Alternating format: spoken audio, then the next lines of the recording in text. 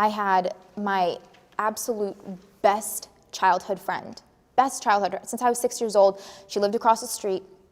I saw her mother as a mother, and they're white Christians, and her mom on Facebook posted this super hateful post about Muslims. But I saw this post and I just broke down in tears. It was so hard for me to see. And I wrote her this long letter, like, you know us. Like, we're my mom, like, you guys know each other. I just went to your wedding last year. Like, we're the Muslim family that you know, and you know we're not like that. Show of hands. How many of you were born in the United States? Everybody. In a recent poll done by the Public Religion Research Institute, 56% of the Americans they talked to said that the values of Islam are at odds with American values. How does that strike you?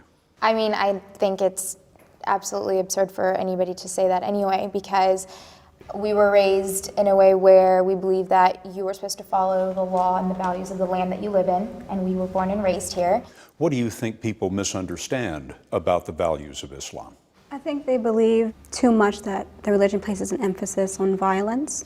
Samia? It's the person that's violent, not the religion. RJ?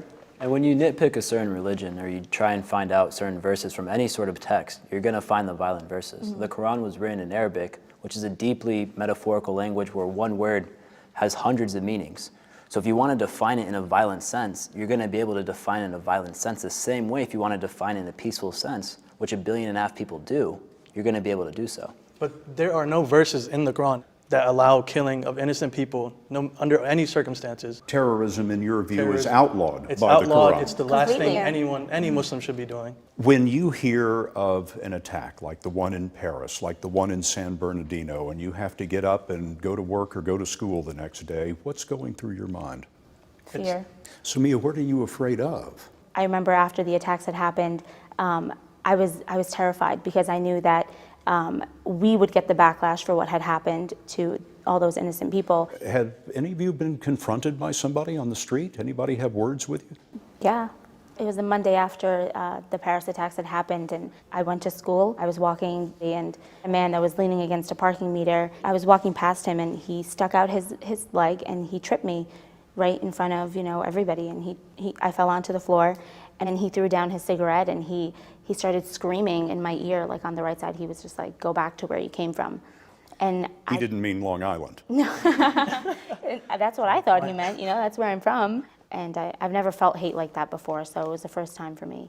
I remember that morning my mother came into my room and she was telling me, just wear a hat, don't go in with your full hijab because you never know what can happen in the world. And I remember looking at my mom and saying, this was my choice. I belong here. This is my country as much as it is anybody else's. There are safety manuals popping up now online, and I see your heads nodding. You know what I'm talking about, that talk about Islamic women in public and steps that they should take for their own safety. Yeah. My own sister actually, had our entire family get together and be like, guys, should we sign up for a self-defense course? And especially after what happened to me, you never know. Is it necessary?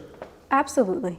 Oh, absolutely. The police chief of the Rutgers Police, Kenneth Kopp, he approached the MSA at the university and said, look, you should let especially the women of your organization know if you need an escort. Rutgers offers free escorts. Look, just call. It's not a big deal. Don't walk out around late at night with both earphones in.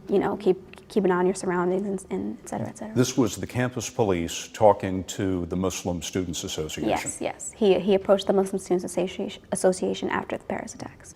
Lieutenant, when you decided to join the Army, was there a lot of conversation in the family about that? My friends, my Muslim friends, non-Muslim friends, my brother, just everyone that wasn't in the military was like, are you gonna go and kill your own people? This is crazy, what are you doing? That's when I did my own research and I found out there's plenty of Muslims serving in the military. There's religious tolerance, there's respect. I wonder how it strikes your ear when you hear ISIS in particular claiming that it's doing everything that it's doing in the name of all Muslims. They don't represent Muslim. There's nothing Islamic about ISIS. Islam, it comes from the root word salam, sin, lam, mim, the 3 Arabic letters. that literally translates to peace.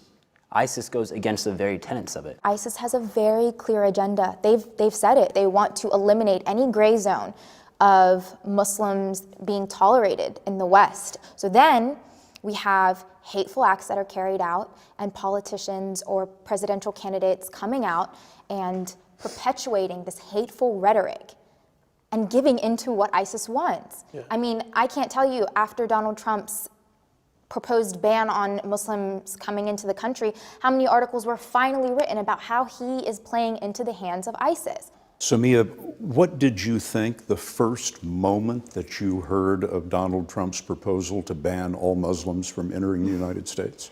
I'm not really scared of him. What I'm scared of is the millions of people that follow him, that believe in his ideology of banning Muslims. RJ, what did you think when you heard the Trump proposal?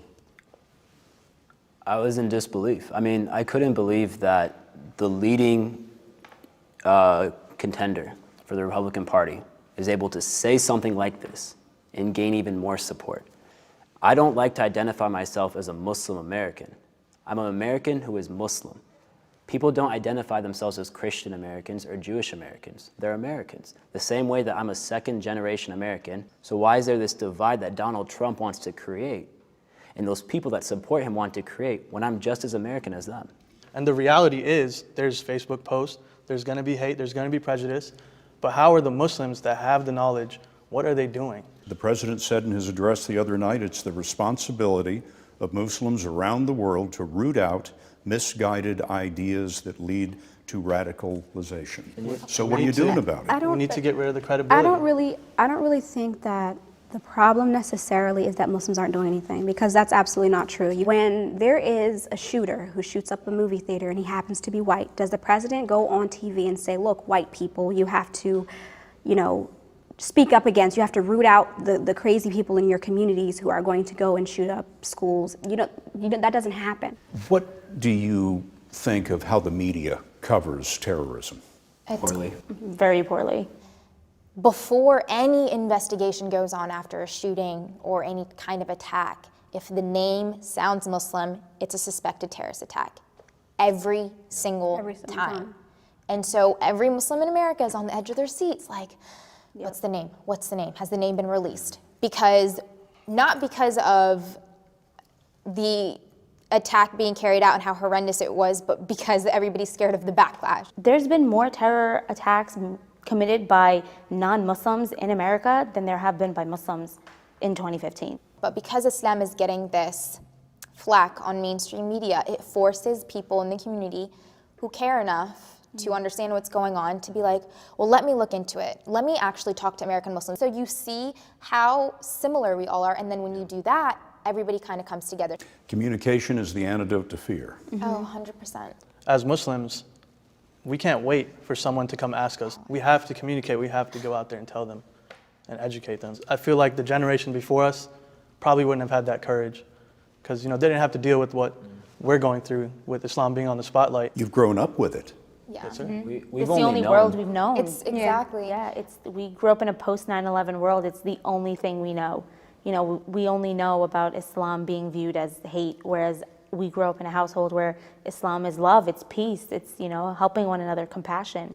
Wow, guys, that was a very interesting conversation. I just love how open-minded they were. I love how the host handled the conversation. I love the question he threw at them, and I love how sincere they were, giving us their life experiences and letting us understand that we shouldn't treat Muslims the way they are being treated, and letting us understand more about Islam. They are also humans. Just imagine the man asking them question that, okay, what happens when something bad happens and they point finger at Muslims, maybe for instance, they are terrorizing a nation. Well, how do you see it? They said they feel that fear. They're also humans, because the more you attack the Muslims or say bad things about them, how do you expect them to work, or how do you expect them to do their daily activities? It's very, very hard for them. So we should just try to put them there. You see the first lady that spoke, that said that she was disappointed by her friend because this our friend knows her very well. You even attended her wedding. So why will you have that perception about someone because of what the media says or what you hear from other people? Not like, I don't think, not everybody is bad. We should not always judge people based on what we hear. We should always, do our findings, our research, and even though we do our research, we should not generalize it that all Muslims are like this. No, we can't do that. It's not proper. This was a very peaceful and interesting conversation. Let me know your thoughts, guys, in the comment box. What do you think? What do you feel about the answers? What do you think about the questions the man threw at them? Let's keep discussion going in the comment box. I'm going to read every of your comments. Thanks so much for watching. I'll see you in the next one. Bye.